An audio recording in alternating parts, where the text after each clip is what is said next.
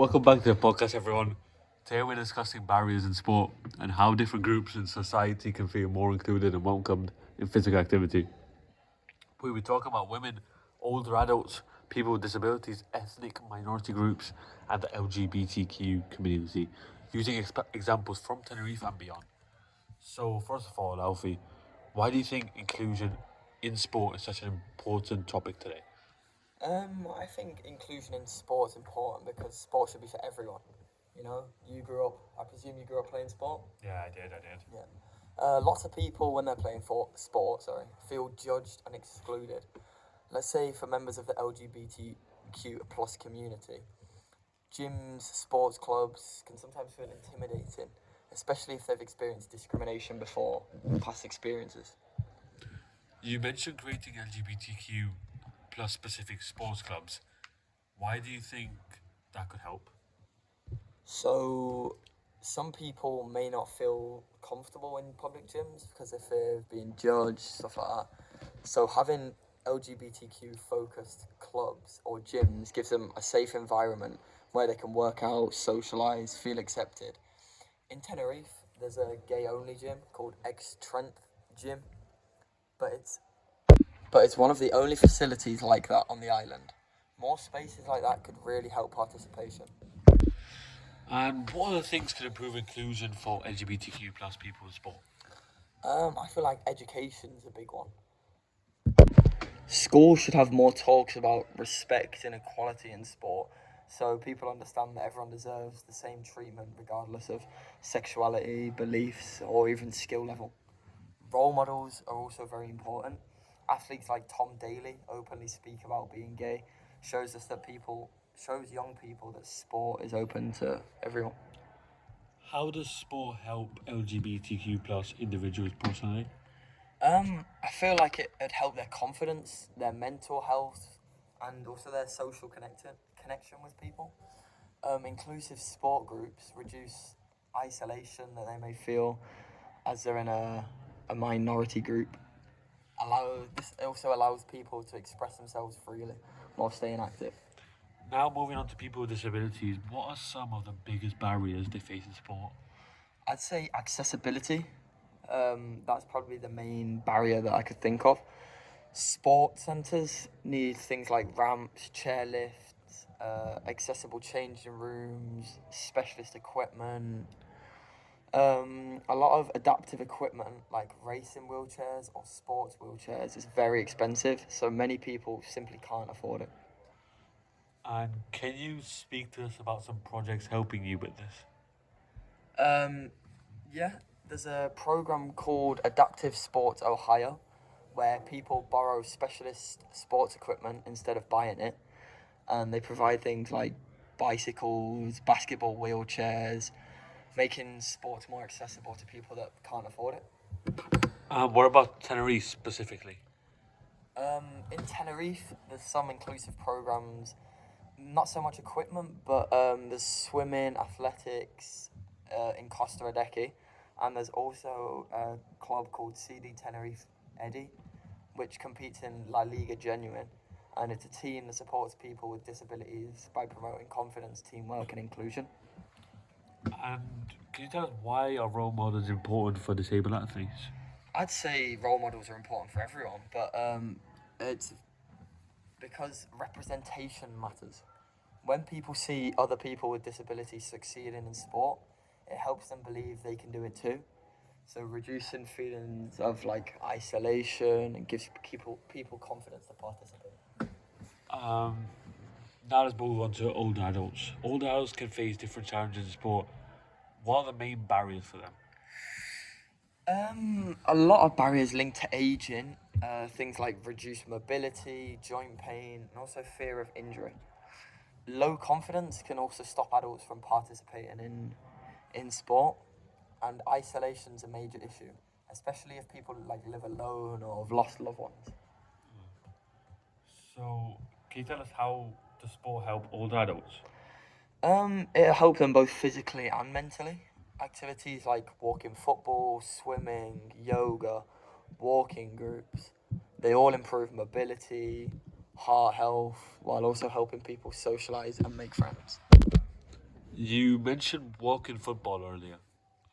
Why is that effective?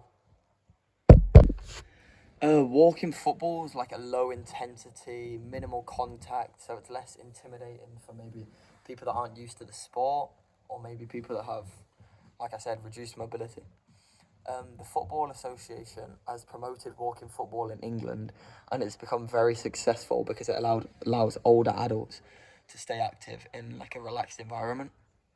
And do you know do you know anything about some local examples in Tenerife? Yes, in a decade, there's a pabellon, which is like a public place, that does activities called Gimnasia de Mantenimiento, which are like low intensity exercise classes aimed at like older seniors.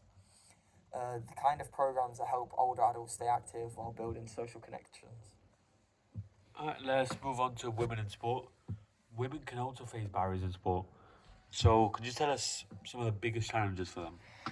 Yeah, I'd say one of the biggest barriers and challenges will be unequal opportunities, especially in sports like football, where there are still far more male teams and pathways than female ones. Women's sport also receives less sponsorship and media coverage, meaning there's less promotion for it, so less people know about it. What about practical barriers? I'd say safety and childcare are huge issues. Some women may feel uncomfortable exercising in like male dominated environments or places like outdoor in public parks at night.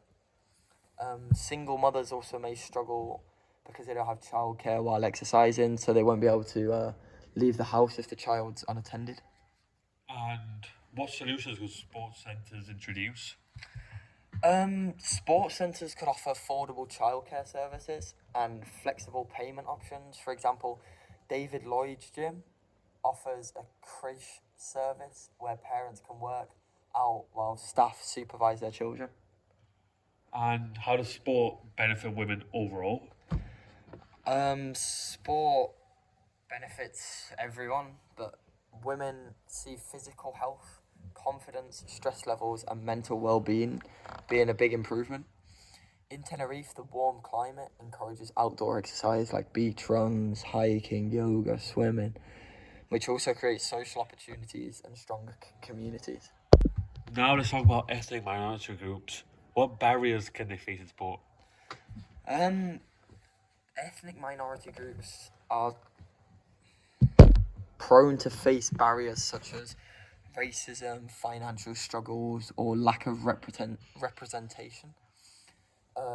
Sometimes young people don't feel connected to a sport because they don't see coaches or athletes from similar backgrounds, so they don't have people to look up to. And how can clubs improve inclusion towards them? I'd say it mainly comes down to coaching. I'd say if you had coaches from different ethnic backgrounds, that'd be really important because young athletes can relate to them and see them as role models. Clubs also should work directly with schools, churches, and community groups to build trust. And you found examples of successful projects, right? Could you mention some, please? Yeah, Sporting Equals works with communities to improve race equality in sport. And another example is Back into Sport, project in the UK, which partners with schools. Why is community connection so important? Because sport isn't only about fitness. It's about feeling included and valued. When people feel welcome, they're much more likely to participate regularly. Finally, let's talk about young people. Why is sport especially important for them? Sport helps young people improve fitness, confidence, discipline, teamwork, and like their mental health. It also gives them like goals to work towards and positive routines. And Tenerife seems like a great place for sport. Yeah, of course. The weather allows year-round outdoor activities like football, surfing, athletics, and hiking. Many young people in Tenerife grow up around sports because the environment makes it easy to stay active. And how does sport or benefit young people socially? It helps to make friends, feel part of a team, and build confidence. Clubs like Marino provide opportunities for young athletes to develop their skills and progress into professional pathways. So, overall, what's the biggest message from all of this? The biggest message is that sport should be accessible to everyone. Different groups face different barriers, whether it's discrimination, confidence, money, disability, or isolation. But with better facilities, education, role models, and inclusive programs, sport can improve people's physical health, mental well-being, and social connection. Wow, that's a great point to finish on. Thanks for joining me today, Alfie, and sharing all your research and ideas. Thanks for having me. And thank you, everyone, for listening. See you next time on the podcast of Lawani.